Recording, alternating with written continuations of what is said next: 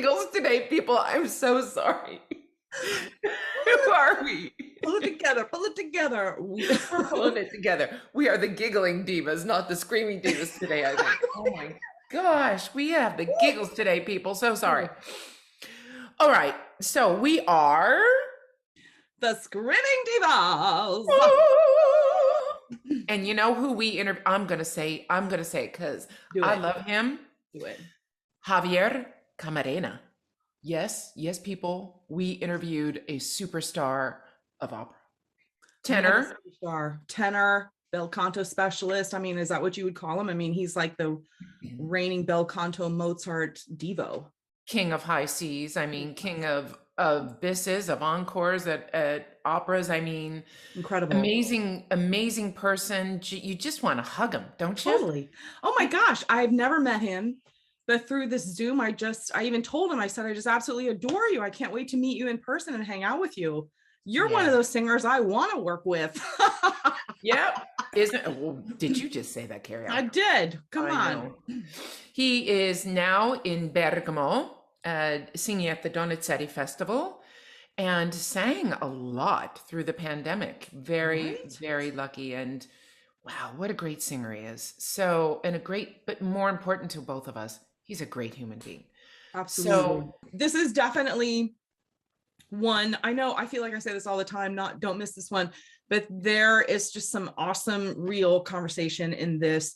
And that's why I love why we do this, because how often do you get to see this side of your favorite singer?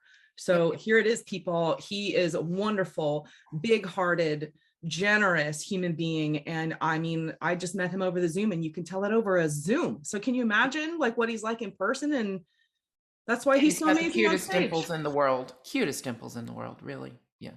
So besides Carrie Alckman. There you go. So check out this clip, people, and sending you big hugs. And didn't I say that I was going to pull out the big bell today? Do it. We'll be right back. Yep. There it is, people. This is in honor of Javier being from Switzerland. Right now, he lives in Switzerland. So he lives in Switzerland. So there you go, Javier. Please subscribe. Please subscribe. Ding. Bye.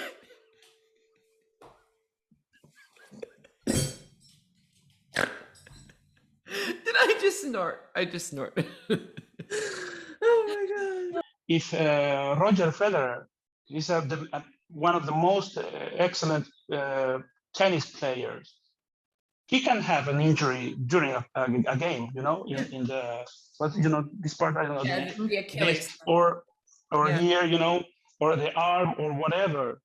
You are not going to point him and say, you don't know how to play tennis. You are a bad tennis player. You're never gonna, Ronaldo playing football or Messi playing football, they can have injuries. We are working with one part of our body, and we are doing a very extraordinary use of it. And we are also in this possibility of have this kind of injuries, and that doesn't make you a bad singer, that you don't know how to sing, or irresponsible, or you are doing more than you should, and you always face this criticism when you face one of these situations. And the problem is that, and I remember I did a video about this, and most of all for younger generations, we are in a certain way programmed to this idea that everything should be perfect every single time, that you have to sing every single day, and you have to feel okay every single day while doing it, and it's not true. No, I know. Not true.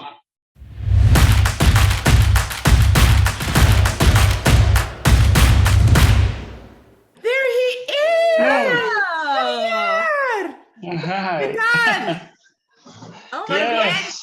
God. Hello. Finally here. You have the best dimples ever. I know. Look at that face. Thank you. You just want to like, would you, don't you? How are Thanks, you? thanks. Fine, fine. On rehearsal, well, now we have the break for the rehearsal previous to the general of this new production of L'Elisir d'Amore here at the Donizetti Festival in Bergamo. Oh, So, are you with Ricardo yeah. Frizza?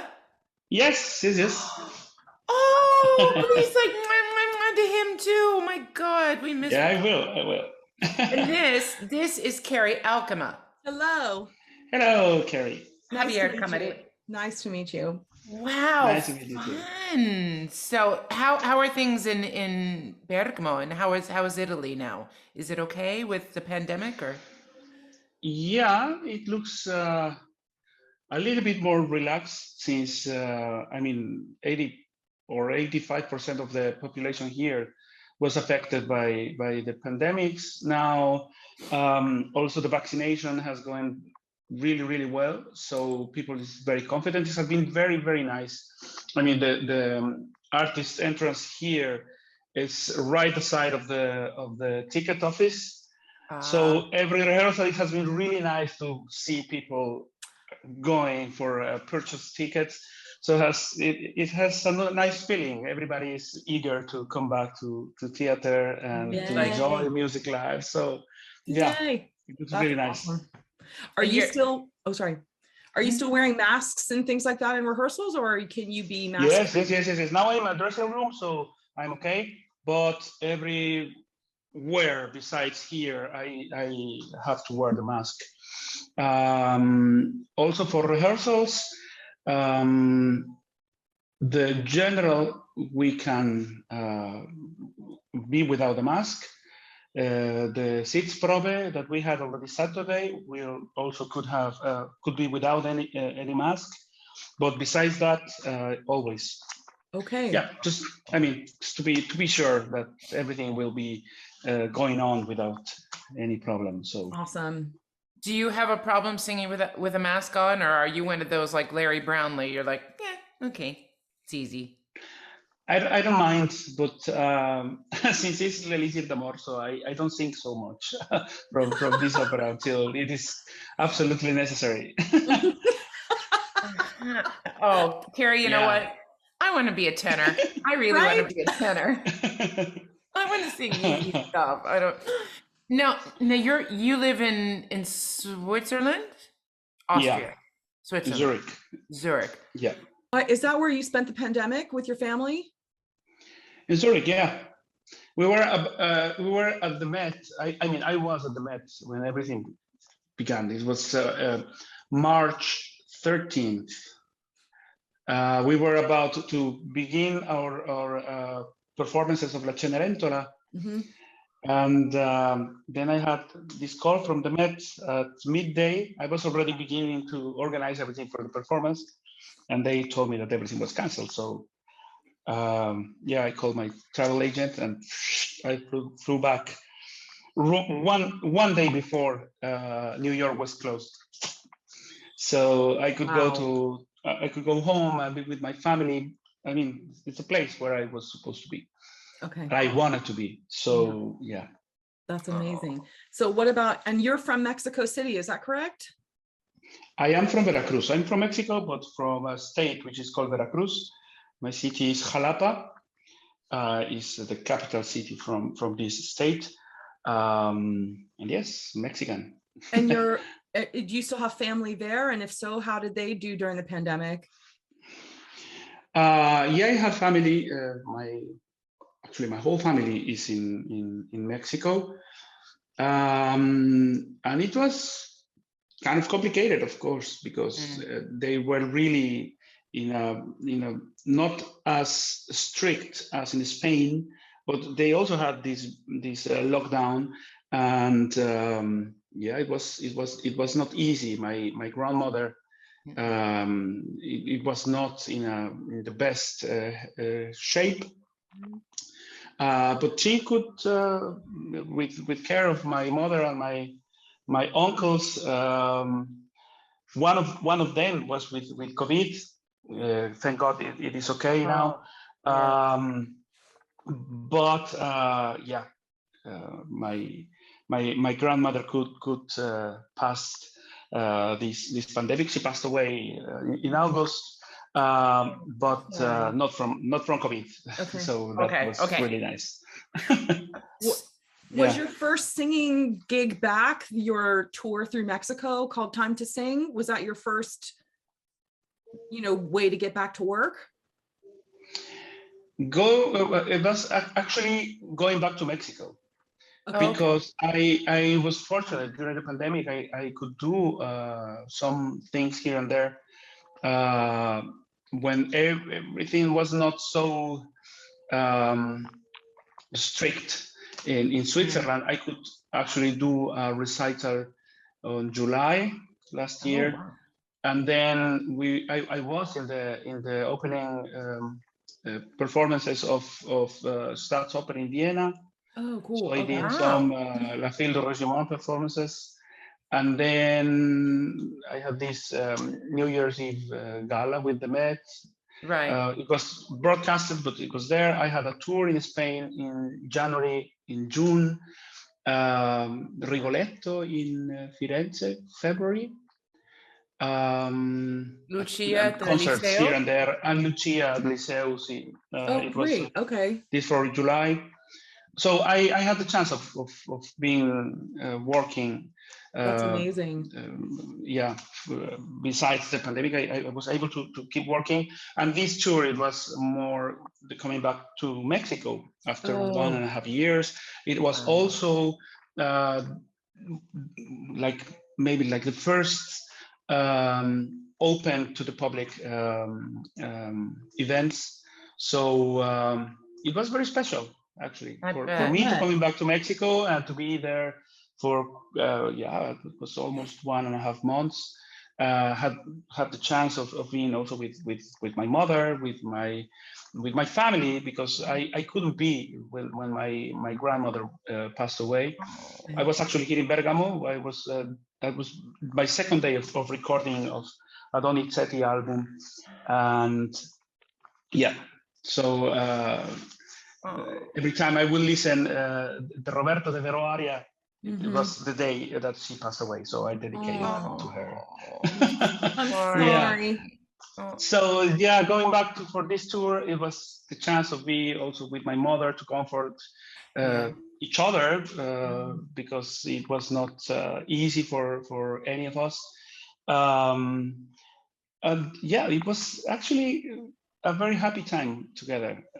Nice. Share a lot of things and feelings and it was very nice time. My mom was really depressed before that, so it brought a little bit of more joy to her. And I love that.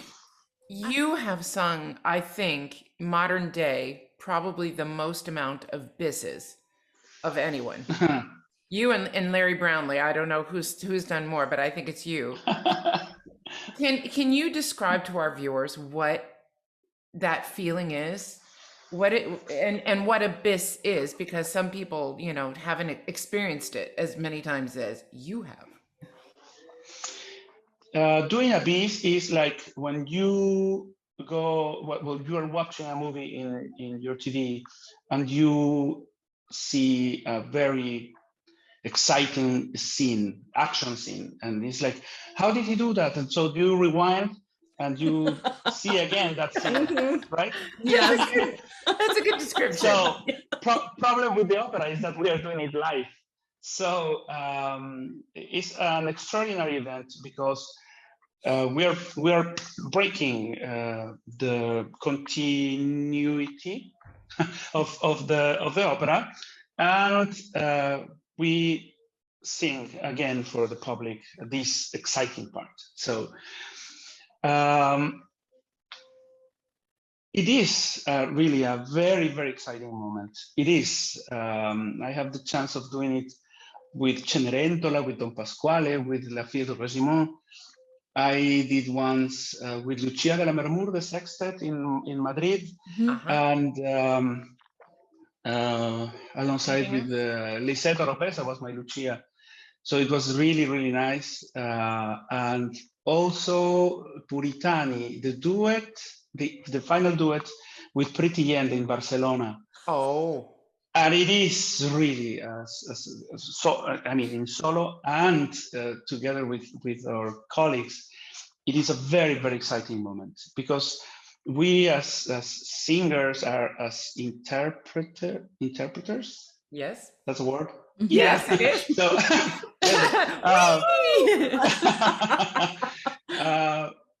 we are trying to always to project all these emotions that your character is living in that precise moment.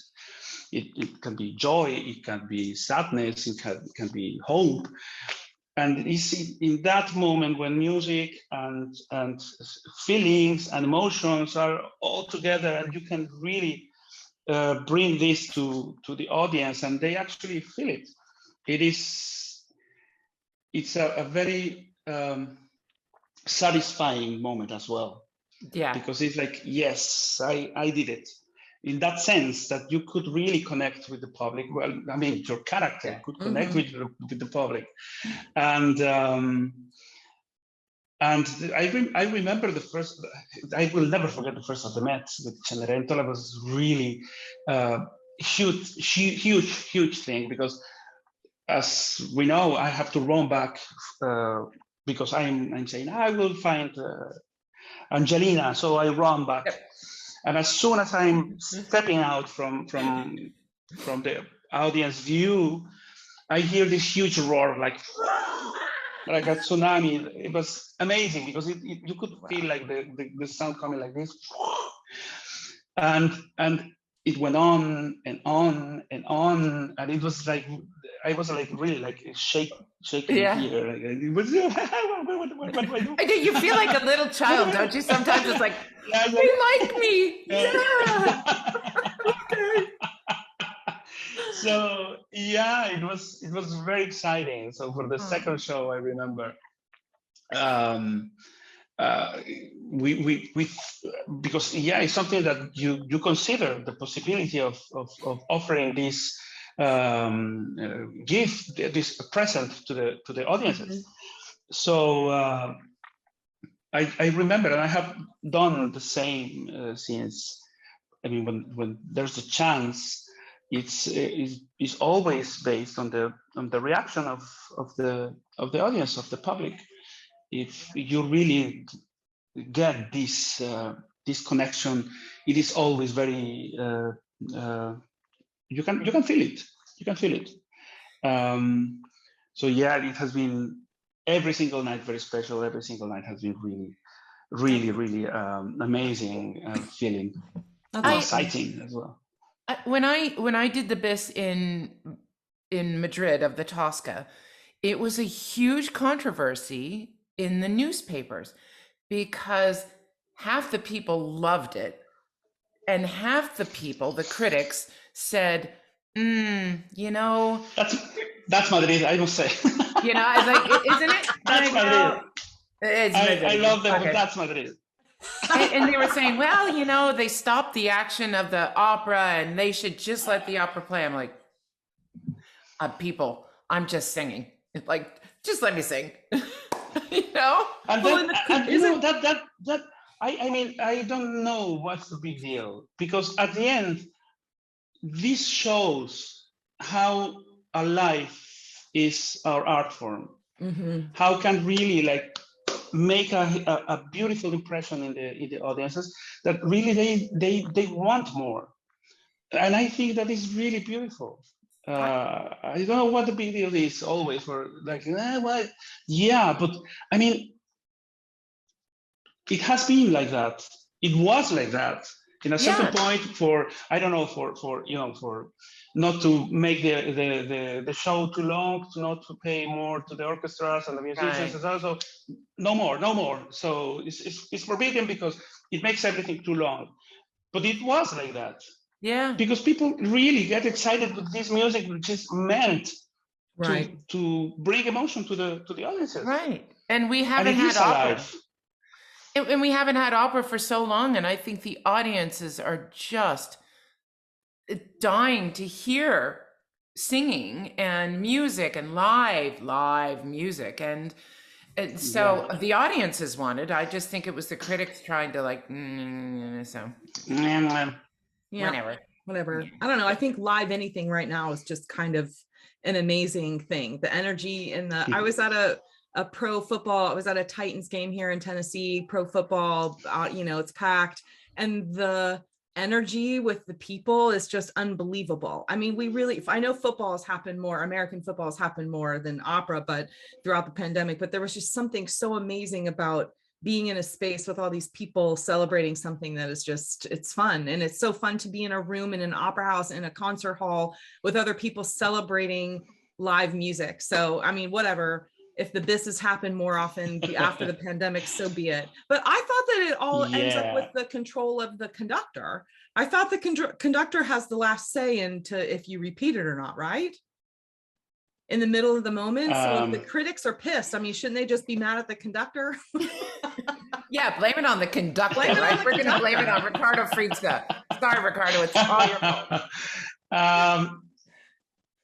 No, I mean, opera is a teamwork at the end. So as a team, you must be aware of what you can do or not. And this is something that it is really spoken before.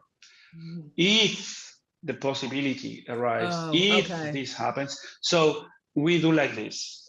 Because also, I mean, to coordinate all the musicians in 3 seconds to just go away, it is, orchestra also must be aware, technicians and everybody must be aware of what could happen. Okay.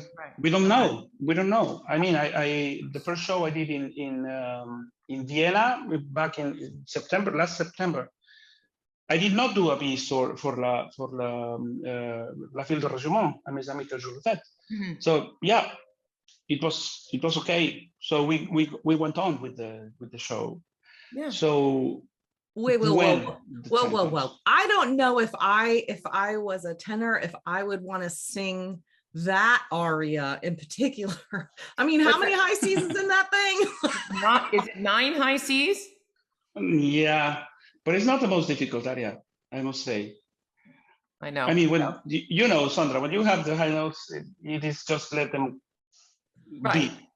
Okay, so what is there are more difficult arias. So what is the hardest aria you've done that you've had to repeat, that you've had to do a bis for? If I have, I have seen harder arias, and I will not ever sing a bis of that. Actually, the most difficult aria I have ever seen, it is the second aria from I think it's Fernand, the character in Marino Faliero. I don't even remember the name because I did the recording of that aria in the original key meant for Rubini, and it's like a Mes Amis, but instead of doing high C's, you do high E mold. It's like 8 or something like that. So I did that for the recording. I will never sing this live, ever. And as sure as that, if I ever do this in a concert or whatever, I will never ever do a piece of that aria, ever. And that Devera aria, I have to say, that's a real hard one too. That the prison aria. Oh, yeah. I know every tenor I've sung with, they're like, oh man, is it over yet? I mean, the aria is beautiful. Holding the cavaletta, that's it, and doing it complete. That's the huge challenge in this. Because it's like right, and it's also like really almost at the end. So yeah, and it just sits right in that tessitura. Well, for you, that's easy. But I mean, listen to your speaking. Yeah, you've been singing today. You can hear that. a little bit. My husband calls up my singer voice. I'm like, hi, how are you? Yeah, he's like, oh, you're warmed up. Okay. Can we talk about what success is? I think this is such an interesting thing because in our opinion, you are, one of the most successful, if not the most successful bel canto Mozart tenor that's out there right now. How do you define success to you? And what does success mean to you, if anything? Hard question. But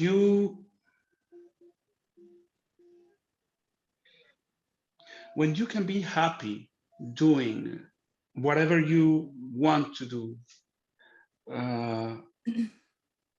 being in any place, I mean, yeah, when you manage to be happy in this life, that's success for me. It is really hard for everybody. It doesn't matter what you do. If you're a singer, if you're a lawyer, if you are whatever, life is hard for everybody. Mm-hmm. And when you manage to be happy, it doesn't matter what. That's success. Above all, I think that's right. Above all, that you're happy. Yeah. That's success. That's, you know, it's true, isn't it? A lot of people, I think, they do it because they think they're good at it, but they're not happy always doing it. I love opera. I must say I'm not this kind of singer who is always talking about opera.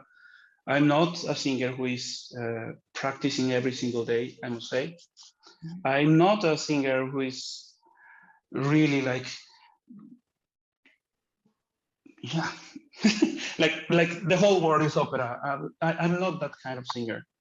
There's a lot of things besides that I really love. I love mariachi music, for example. For me, like as a Mexican, I love to sing Mexican music, folk music. I really love it and I enjoy it. I don't know if I can dare to say that even a little bit more than opera, but I really love it. Cool. And I love to listen to all kinds of music. Even reggaeton sometimes is not my happy place, but you know, I can listen to it. Yeah. Yeah, it is. It's what makes me happy, and cool. I will continue in opera as long as I really feel that in my heart, because at the end, that's what I'm going to deliver to the audiences. And I think that's the most important. I love that. Thank you. Yes, That's I think beautiful. there's so much more to life than our what's in the middle of our throat. You know, life is such an amazing, beautiful thing. I mean, I think we're so fortunate to do what we love to do. Not everybody gets to do that, but I love a well-rounded life. I think that's so important, at least for me personally. So I love your answer. I'm with you. And it's what makes you so interesting and happy on stage. And that's why people, I think, are so drawn to your energy, because you exude happiness. And it's when I first met you, I remember at the Met, and I was like, Javier, you're like Sandra, and I'm like, I never met you before, but you were so happy and open, and I love that persona. So yeah, you know, whatever you're doing, keep doing it, please. Please. Sandra told me that you're a dad of 2. So how do you balance that? How do you balance personal life, raising kids, and traveling all over the world? I have a great partner, I must say. And my wife is the pillar of our family, actually. I call my family, as the technology allows to do that today. So we are every single day speaking for a moment and knowing how was the day for my children, how was school, what they did, you know, to be in the distance, to be present and to be with them. But yes, the biggest responsibility is actually for my wife, and she's the one who is with them every single day. Okay. With almost gone teenager girl. She's 17 now, so yeah, it hasn't been easy. I bet you're happy some days. You're happy some days that you're not at home. You're like, oh. it's hard because it is hard because of course when I arrive home, I just want to be in the happy place. Right. But it's a happy place with a reality that I have to also be aware of and act how you say in consequence, right? So in that we are very conscient, my wife and I, and it is like really parenthood as it should be, like a teamwork. So we are in the same page, and we are going to act in that very same page.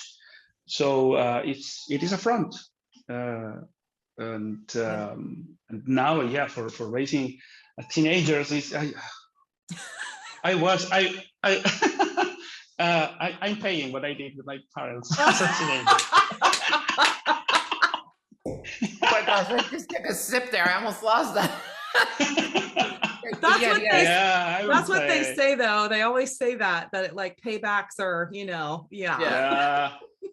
karma. Karma. Well, Yeah. So my wife has done a really excellent work. Both my kids are really beautiful human beings, and they're very noble. Also, my son is even more. He's 12. So let's see how teenage time will develop on him. Do they sing? Do they like music or no? They like music, yeah.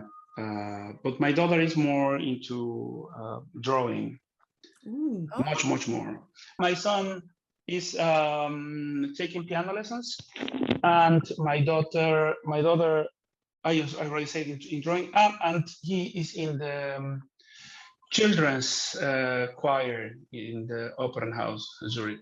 Oh, cool! So he's rehearsing now Pagliacci for the Opera House. Awesome. You like painting too, don't you? Isn't that your hobby? It has been a rediscovery, because I took lessons when I was a kid, even younger than my son. I was like maybe 10 years old when I began to have some lessons. But then, teenage came, so I dropped everything. And music was actually my favorite hobby. Now it's my work.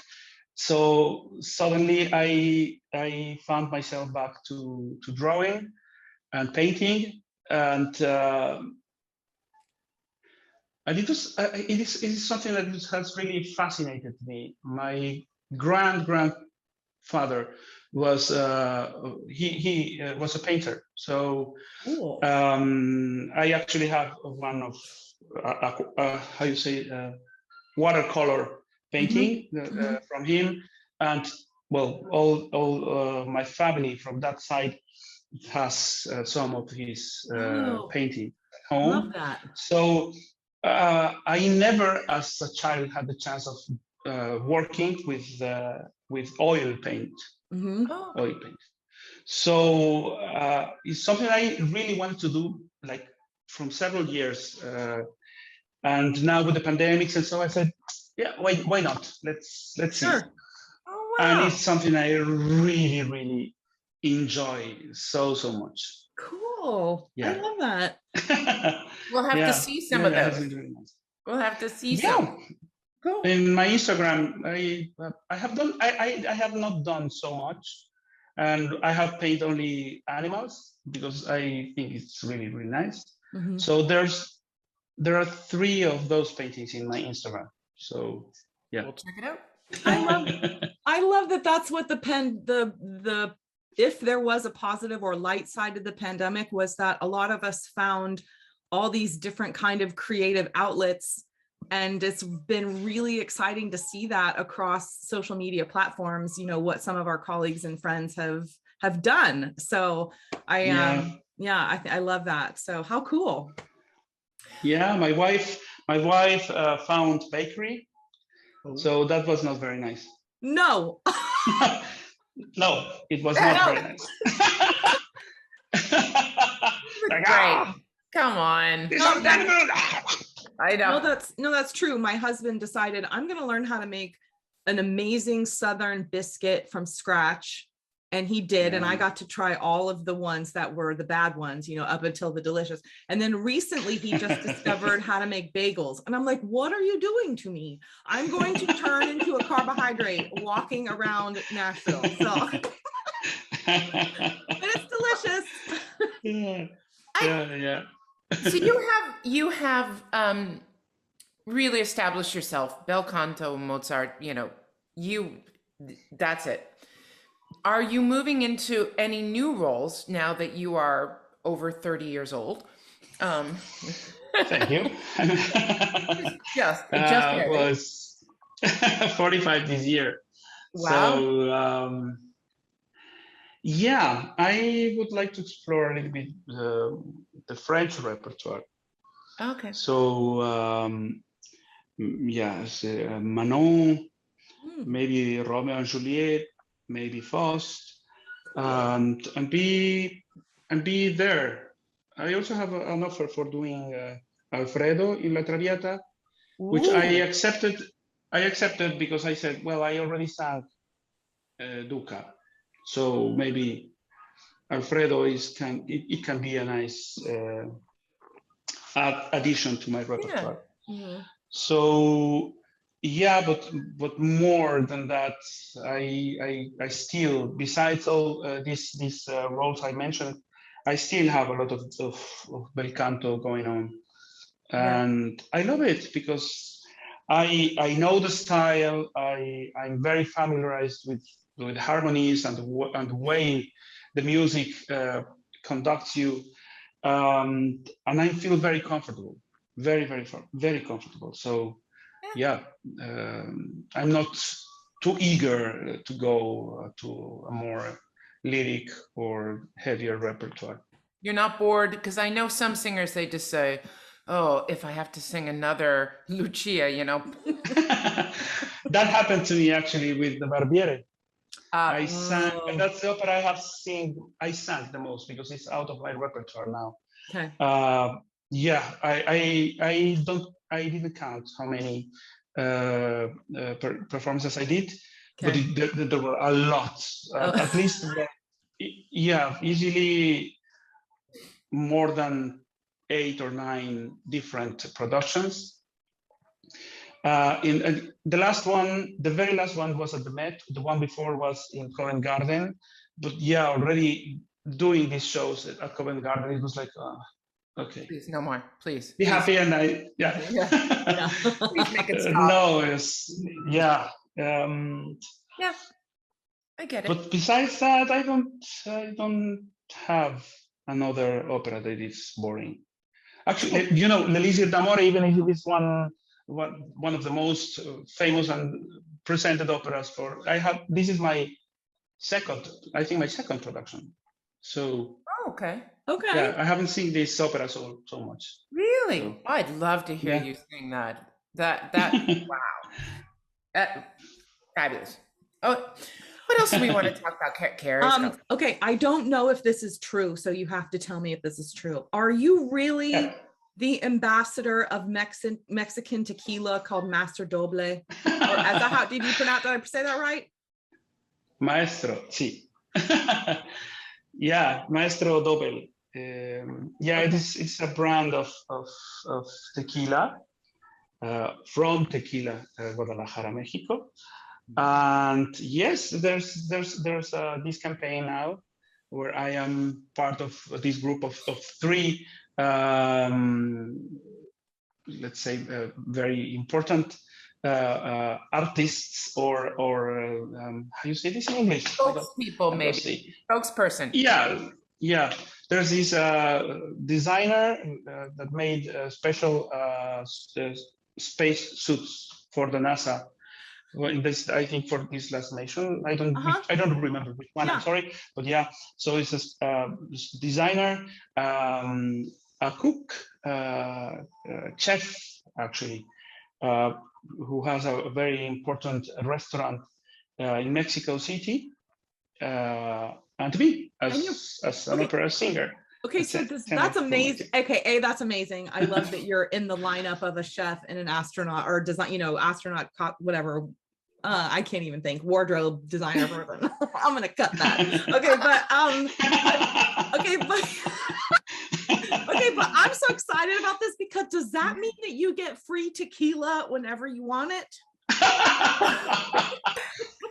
And if so, we're coming to visit that you. Can be dangerous. That can be dangerous. Because I love tequila. Tequila, I will say. Yeah, they gave me some bottles. Okay, I was just gonna say, like, if I'm in a show with you, do I get like a little bottle of this tequila for opening night present? As do you just do that for everybody? Only if it's Lelicia Ramore. Oh, okay.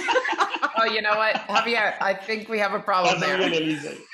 Unless there's some mezzo old person role that Carrie and I could do, I don't think we're going to be in there. No. There's days of Adina have kind of like come and gone, I think. So. Okay, so I'm just letting you know that whenever Sandra and I are over anywhere near where you live in Zurich, we'll be knocking on your door looking for shots of tequila. Okay.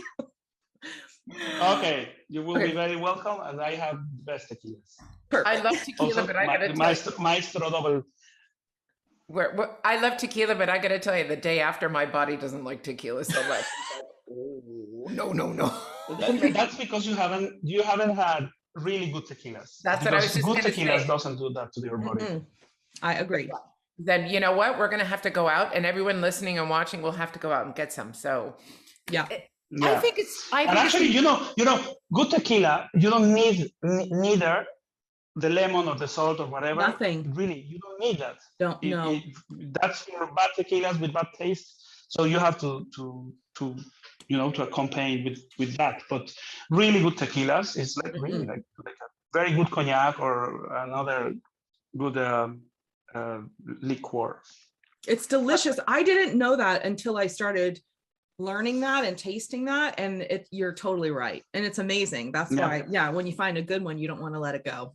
Well, I'm gonna have to try that. So you have to try Maestro Double. There you go. And how amazing is it? I think here in North America, we don't always recognize opera singers as superstars, celebrities. But for instance, I know Arteta, Juan Diego Flores. In their countries, they are rock stars. Dmitry Rostovsky, when you walk down the street with him in New York City, all the Russians, was like, that one lady was crying and she just wanted to touch him when I was with him. And I think it's so amazing that they chose you, an opera singer. And I think our business, oftentimes we're just overlooked. That it's so, are you like a superstar in Mexico? Do people come up and say, can I have your autograph? It begins to be a little bit like that. A little bit. Thank God. A little Finally, bit.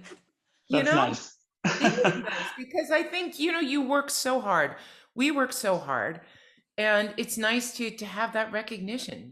Now I have one more serious question, and you don't have to answer this, but you've been singing for how many years now professionally? My professional debut was 2004. So since then. So we're talking 17 years at a professional level. Have you ever had a moment in your career where you had a vocal injury or you had a patch where you thought, I can't do this anymore? Or have you always been right there, healthy? No, it has been different moments of crisis, let's say. Some maybe not vocal, because this career is not only about the voice. We play a lot with emotions. We play a lot with solitude also. It's not easy. People normally they have the idea of the glamour and that it's really, like the show business, and you have always the spotlights, and you are walking, and the perfume is coming out from your hands. And I'm exaggerating. No, I get it. Eating chocolates in the hotel, and they're like the grapes, like the Greeks, like this. I'm sorry, I'm never gonna forget the perfume wafting out of your hands. I love that. It's hilarious. That's hilarious. Yeah. Perfect. Yeah. But it is really it is a beautiful career, but it is very complicated. And I don't know. My impression is that people should know more about the human beings behind the singers, and know that we are not a voice machine. We are not a sound producer perfect every single time. I don't know you, but for me, going on stage, it's not that I'm like concerned that I'm going to do things wrong, but you always have this pressure of going on a stage, and you face it with responsibility, and then you have this inner feeling that everything must be as the best as possible, and it's a huge responsibility, and it's a lot of pressure as well. Yeah, you were talking about the critics, and so we have this little, and I must say, it's really a small world in opera, and we have always this pressure of our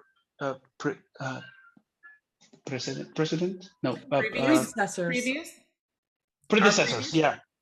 Previous singers, we are always having to face every single time, and I think for every single voice, we are always facing that the past, the past was better, the past was better, the past was better, and if you try to fight, let's say, this idea, every single time you will end up frustrated, because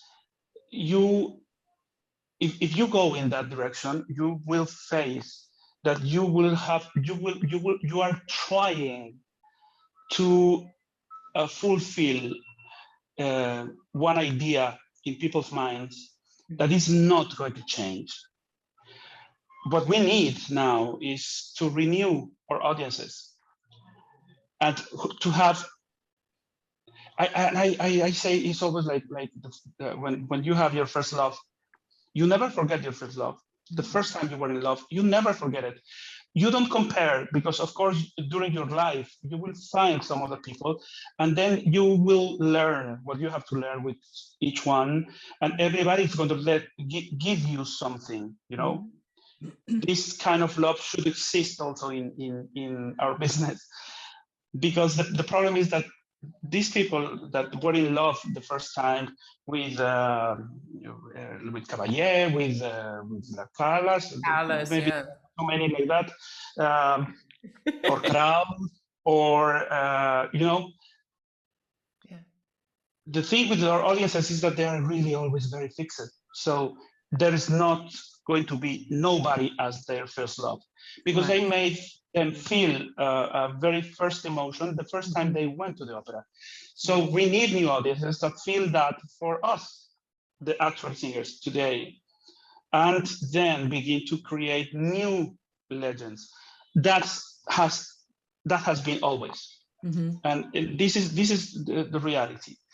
The thing is that when you are in this kind of pressure, there's a lot of things happening in your head, happening in your soul, that even if you don't want to take this, you don't want to listen to this, it is sometimes so present and so constant in a certain way, it can be a little bit heavy for you. Yeah. So emotional crisis, not so severe. I had and the vocal crisis. I think the very, very last one was actually came with the pandemic.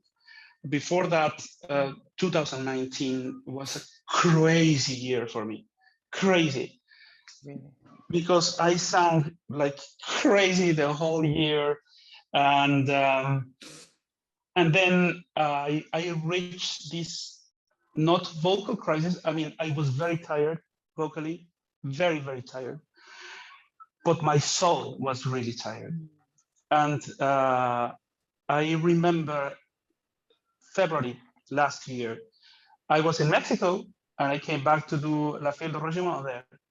It was supposed to be a really joyful moment because it was celebrating 10 years of my debut, I think. Well, it was a celebration moment. No, yeah, I think it was. I don't remember. So it was to celebrate, and I remember I was back in my dressing room with my PR crying, really crying, because I couldn't in my heart go on with the idea that I had to go on stage, not feeling myself okay, not feeling myself happy enough to give that to the audiences in Mexico.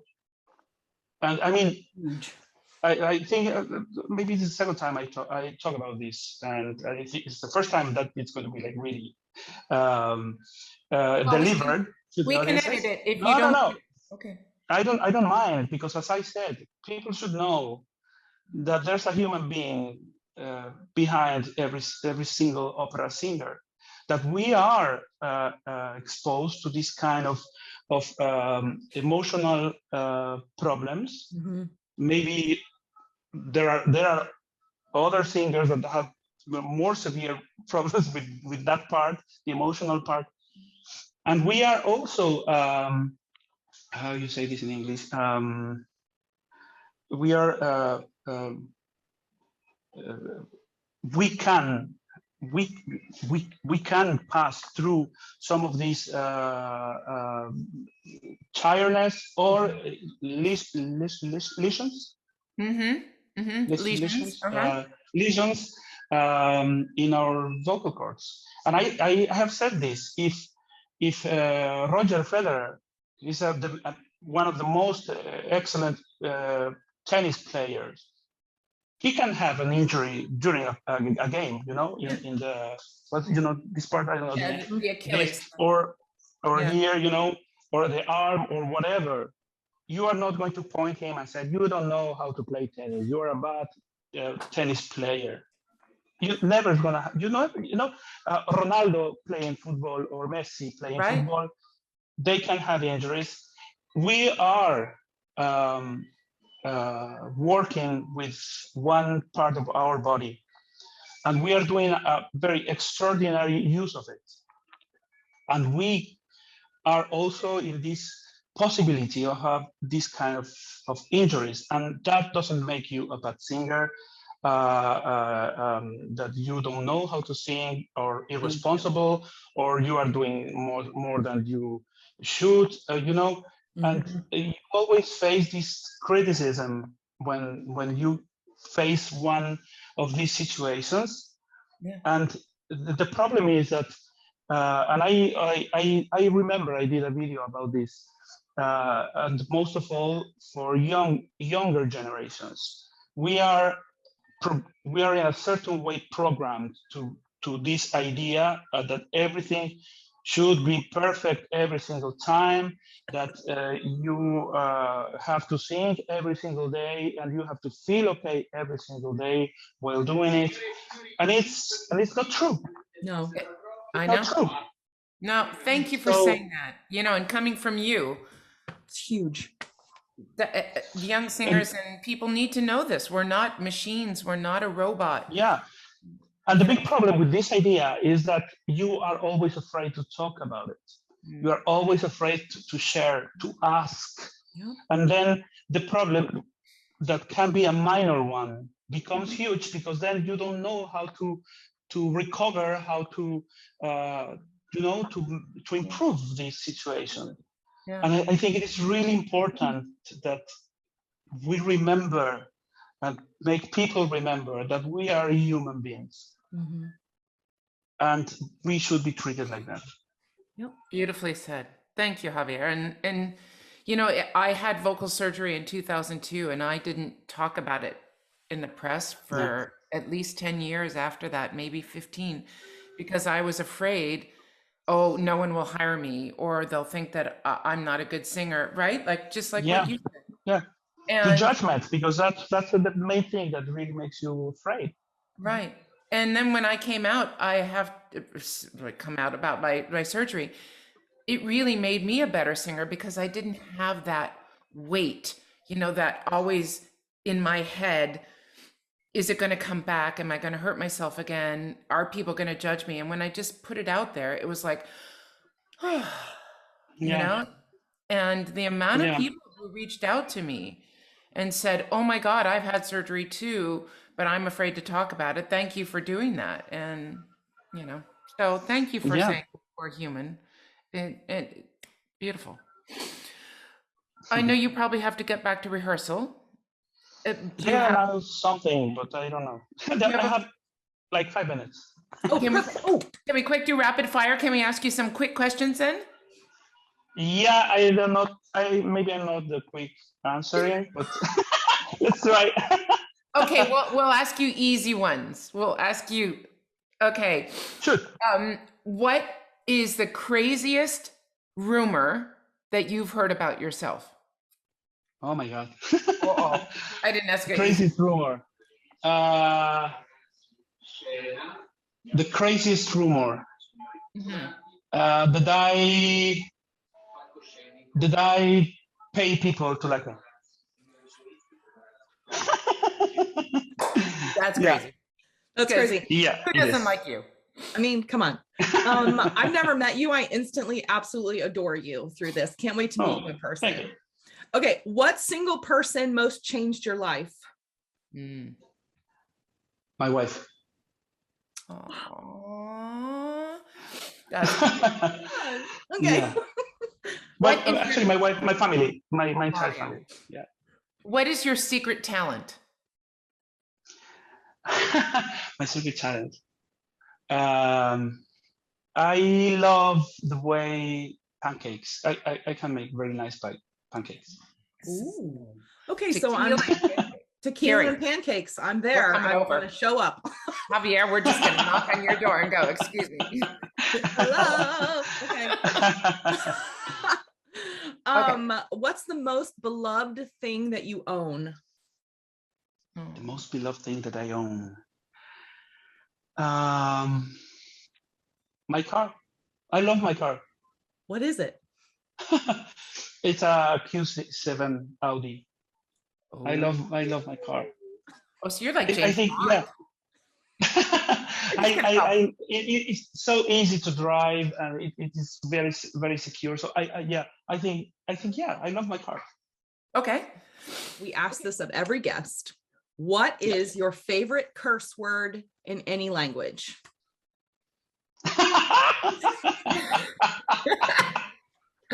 Uh-oh. Oh my gosh. I bet it's going to be in Spanish. Blush. Blush. Yeah, because it's in Spanish. I tend to be when I speak. I say a lot of bad words. I would say in Spanish. In Spanish. What's your favorite? You're gonna make me say it. Yeah, come on. Yes. Come on. Now we gotta know. Okay, it's gonna sound a beep, right? So it will be like chinga tu madre.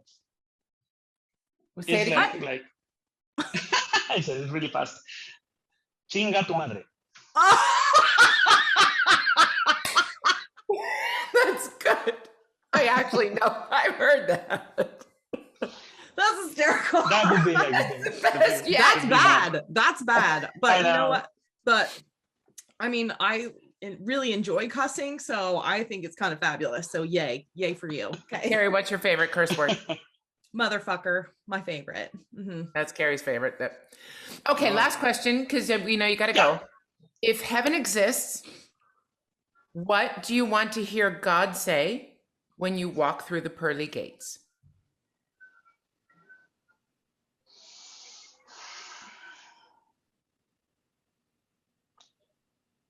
You did a nice job. Welcome back.